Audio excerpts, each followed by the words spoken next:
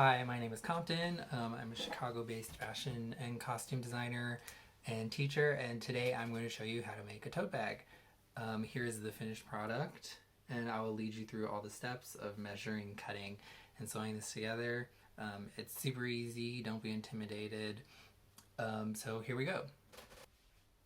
Okay, so the first step is tracing out your pieces that you're going to cut. So what you're going to need is some sharp scissors. I have fabric scissors here, but you can use like a new pair of scissors, something relatively sharp. Something to mark with. This is like a little piece of wax. It's kind of like a crayon, but you could use a pencil or a marker, anything to just make a mark.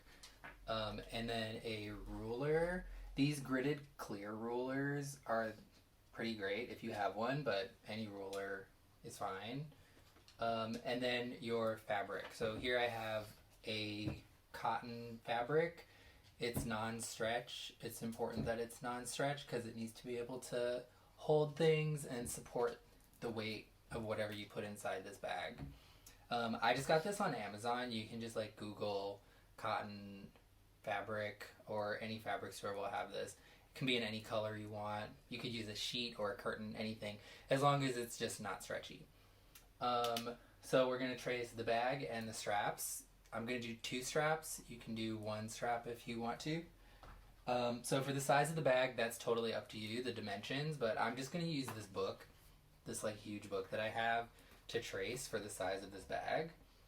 So just put it down on your fabric and then with your tracing tool, just trace around it. And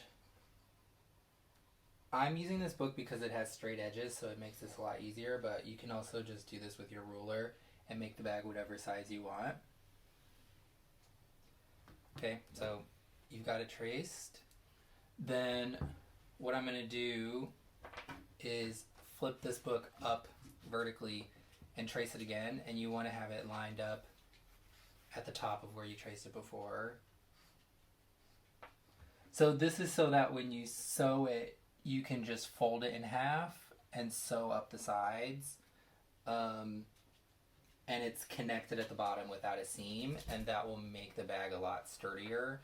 Because I don't know if you've ever had a bag that has like a seam at the bottom that can open up and tear, because that's where most of the tension is.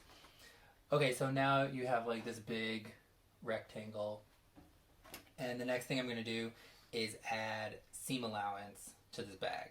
So seam allowance is like the space that you're actually sewing in. So this is where this clear ruler comes in handy, because you can see on here it has marked 1/2 inch, a full inch, and then 1/4 inches for these little squares. So I'm just going to add 1/2 inch seam allowance to this. You'll see. So you just line this up where at the edge of where you traced and make all of the lines. You're basically making this whole thing 1/2 inch wider, so that you can sew without taking away any of the dimensions. And when I sew this together, you'll see it'll become like more clear why this is important to do. Because if you don't add this and you sew something together, then it's going to shrink. And it's not actually going to be the size that you want. With a bag, if you make a huge bag and you don't add seam allowance, it's not necessarily that important. If it shrinks by 1/2 inch, but say you're making a pair of pants or a shirt or something in the future and you don't add this 1/2 inch seam allowance to it, when you sew it together, your pants are going to be 1/2 inch too small, or your shirt's going to be 1/2 inch too small everywhere, and it'll be too tight and it won't fit. Okay, so once you do that on all 4 sides,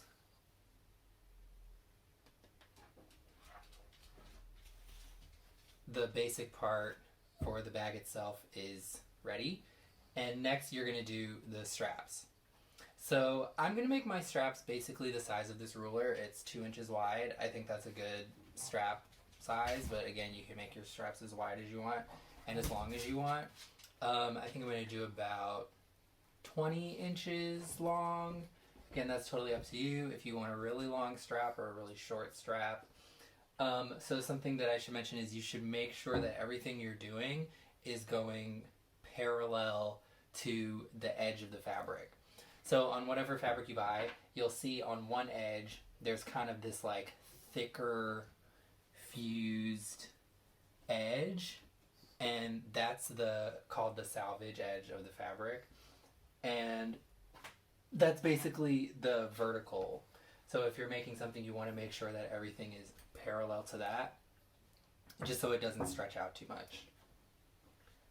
Okay, so for these straps, hey Strudel, sorry, my housemate's dog wants to come play. You need to sit down. So for the straps, since I'm making it the size of my ruler, I'm just going to trace around my ruler. And just like your bag,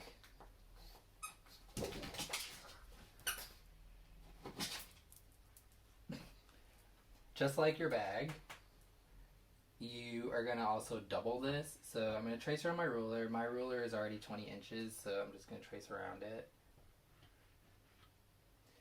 And then I'm going to do another one right next to it. Because when you sew this, you're going to fold it in half horizontally so that it's doubled up and it's stronger.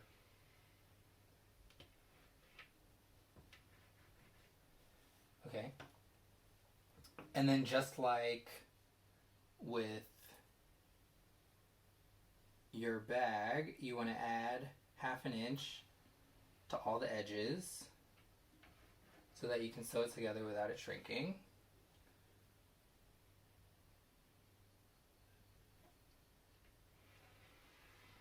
Just like that.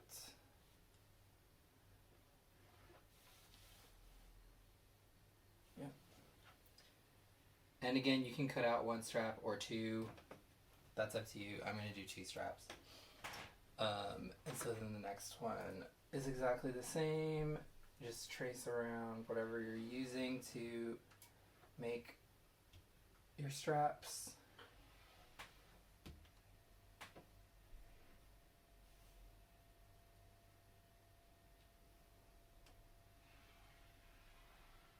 And I'm only doing this on a blank fabric so that you can see what I'm doing, but you can use a pattern, obviously, if you want to, or you could paint on it, you can dye it.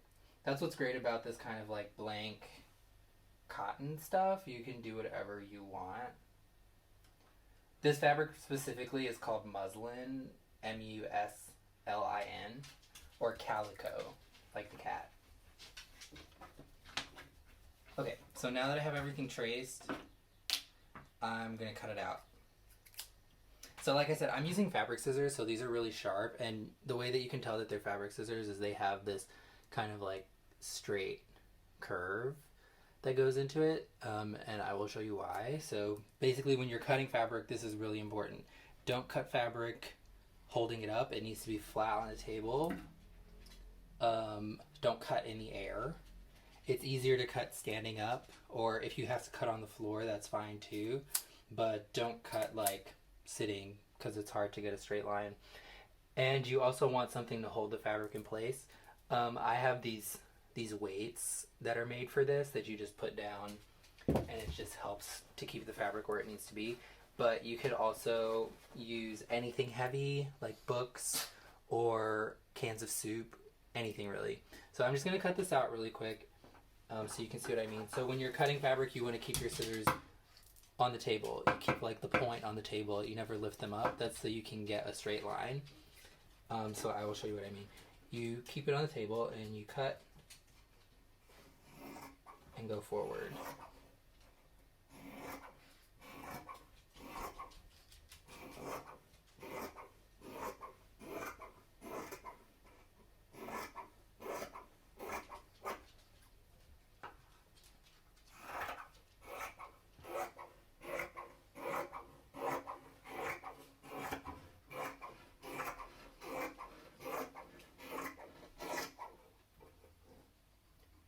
And again, you don't want to lift the scissors off of the table. You always want to keep it on the table, cut, and then slide forward. And that's so you can get a good straight line. Okay, so I'll just finish cutting the rest of the stuff out. You can see, here's my bag. This is the basic shape. I'm going to finish cutting the rest of the stuff out, and then I will iron it and show you how to sew it together.